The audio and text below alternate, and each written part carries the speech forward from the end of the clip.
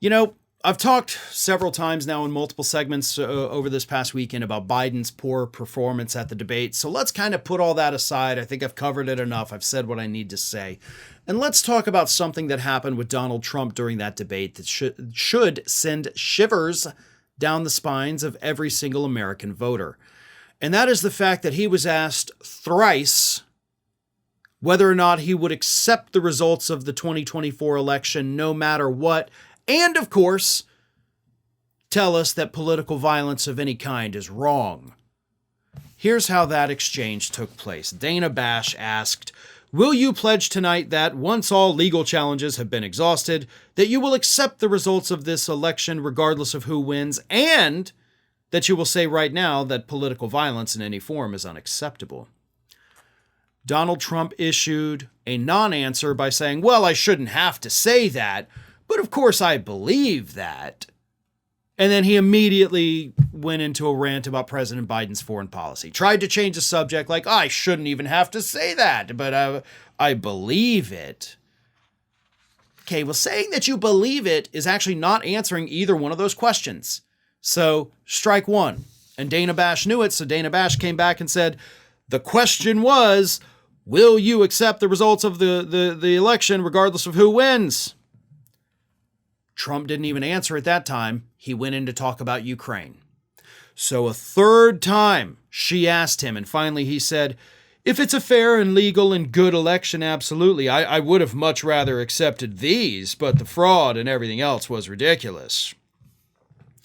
And it was at that point that President Biden chimed in with another good one-liner, and he said, "I doubt you'll accept it because you're a whiner. Something snapped in you when you lost last time." He's absolutely right.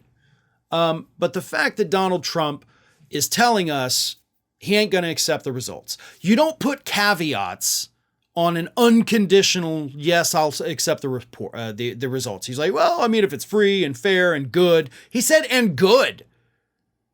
That is a subjective term. If it's good, that means you won. And sure, you'll accept that. But he is literally telling us that he is not going to accept the results of this year's election. And he's also refusing to denounce the use of political violence if he loses. If Donald Trump does in fact lose this year's election, and he goes out there whining and crying again about a stolen election, he will understand at that point he has nothing left to lose anymore.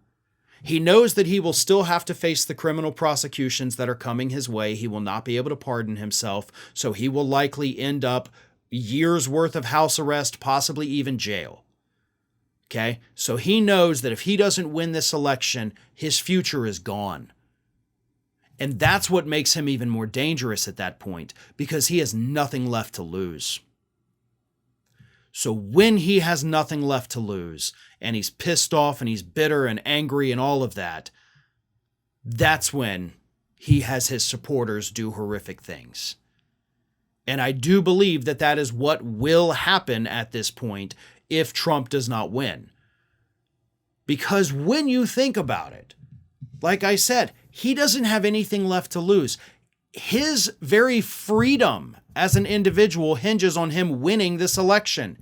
Because if he loses, he still has to face the trial in South Florida. He has to face the trial in Georgia, and he has to face the trial in D.C. He can't get out of any of it, no matter what. Assuming the Supreme Court doesn't give him immunity, which, as of this recording has not happened yet.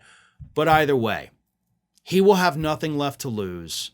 And it's at that point that he could go ballistic, and that is likely why he will not actually denounce political violence, because I still firmly believe that he's counting on it if he loses.